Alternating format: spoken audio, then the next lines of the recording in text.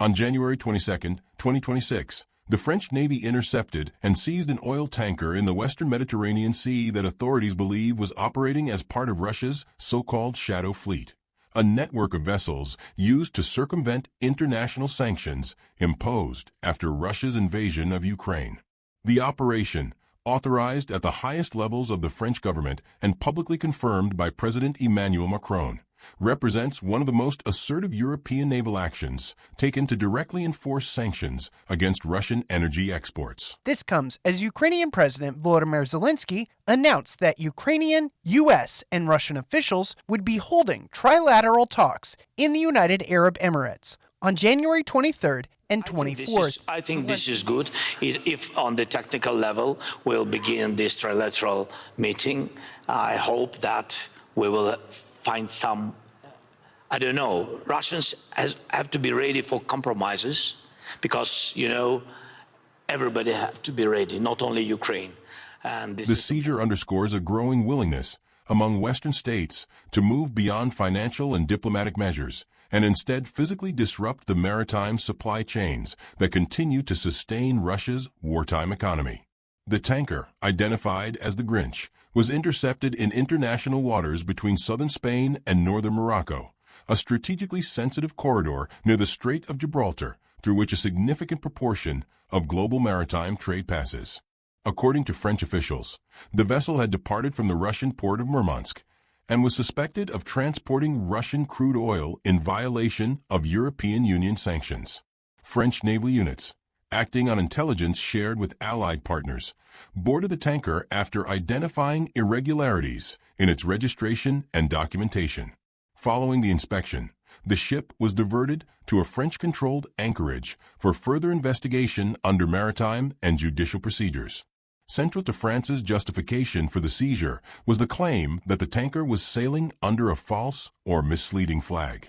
While the vessel was nominally registered in the Comoros Islands, French authorities stated that its documentation raised serious doubts about the legitimacy of that registration, effectively rendering the ship stateless under international maritime law. Such practices are a defining feature of the Shadow Fleet, whose operators frequently change ship names, ownership structures, and flags of convenience to obscure links to Russia and evade sanctions enforcement.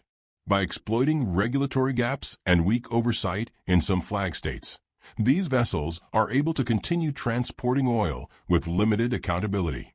President Macron framed the operation as both lawful and necessary, emphasizing that France acted in full compliance with the United Nations Convention on the Law of the Sea.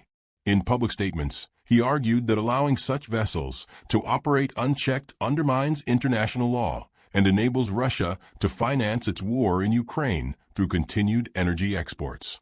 Macron stressed that France would not tolerate violations of sanctions regimes or the misuse of maritime freedoms to support what he described as an illegal war of aggression.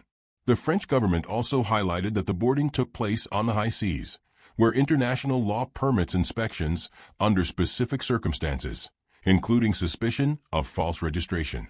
The operation was not conducted by France alone. British intelligence and maritime surveillance played a key role in tracking the tanker's movements as it approached the western Mediterranean. UK defense officials confirmed that British assets had monitored the vessel's route and shared information with French counterparts, enabling the interception to be carried out with precision. The cooperation reflects the increasingly integrated nature of sanctions enforcement among NATO allies and underscores how intelligence sharing has become central to countering the Shadow Fleet. British officials have repeatedly stated that monitoring Russian-linked shipping is a priority, given the scale of revenues generated through oil exports. The seizure of the Grinch brought renewed attention to the Shadow Fleet itself, a term used to describe a vast and loosely regulated armada of aging oil tankers that transport Russian crude outside mainstream shipping markets. Since the introduction of price caps and sanctions on Russian oil in 2022, Moscow has relied heavily on this fleet to maintain exports to buyers such as India and China. Many of these ships operate with opaque ownership structures, minimal insurance, and limited oversight, raising concerns not only about sanctions evasion, but also about maritime safety and environmental risk. According to estimates cited by Western officials and analysts, the shadow fleet may consist of hundreds, or even over 1,000, vessels worldwide. Individually, each ship may attract limited attention, but collectively, they represent a critical artery for Russia's economy. The cargo reportedly carried by the Grinch alone was valued in the tens of millions of dollars, highlighting the financial stakes involved in even a single interception. For European governments, disrupting these flows is seen as essential to sustaining economic pressure on Moscow as the war in Ukraine continues into its fourth year. International reaction to the seizure was swift. Ukrainian President Volodymyr Zelensky publicly welcomed the move, describing it as a concrete example of the decisive action needed to prevent Russia from using global trade routes to fund its military operations. He renewed calls for stronger enforcement measures, including the confiscation and resale of sanctioned oil cargoes. From Kyiv's perspective, every disrupted shipment represents fewer resources available to sustain Russian forces on the battlefield. Russia, by contrast, responded cautiously but critically. Kremlin officials said they had not been formally notified of the seizure and were seeking clarification through diplomatic channels, particularly regarding the nationality and welfare of the ship's crew. Russian state media characterized the incident as another example of Western overreach and questioned the legality of boarding a vessel in international waters.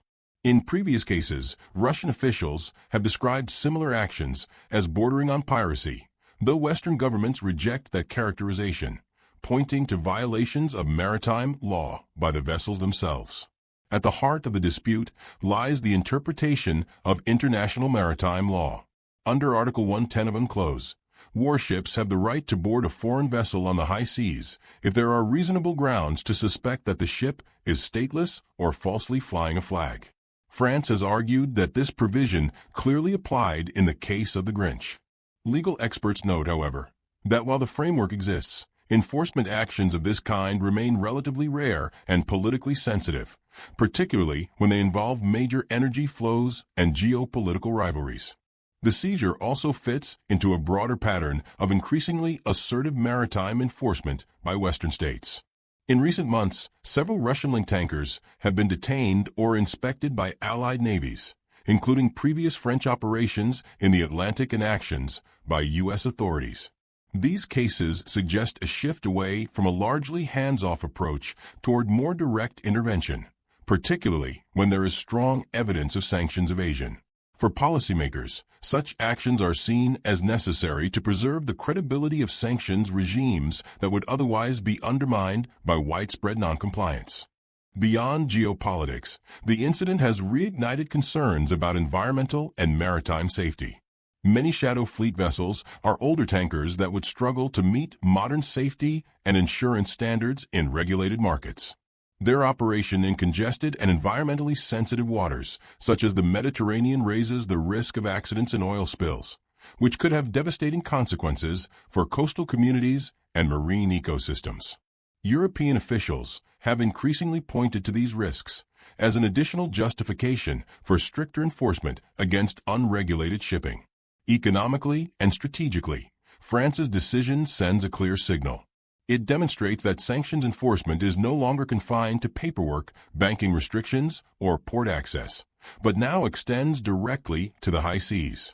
For operators of shadow fleet vessels, the interception raises the cost and risk of doing business, potentially deterring some shipowners and insurers from participating in these networks. For Russia, it represents another constraint on its ability to move oil freely, even as global demand remains strong. Looking ahead, the seizure of the Grinch may prove to be a precedent-setting moment. Other European navies could follow France's lead, particularly if legal challenges fail to materialize or are resolved in favor of enforcement states. At the same time, Russia and its partners may adapt by further complicating ownership structures, altering routes, or seeking greater protection through diplomatic or legal means.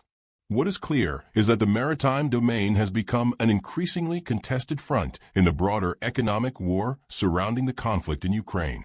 In sum, France's interception of a Russian-linked oil tanker in the Mediterranean marks a significant escalation in the enforcement of sanctions at sea. By combining naval power, Allied intelligence, and legal justification, Paris has signaled that it is prepared to challenge the shadow fleet directly.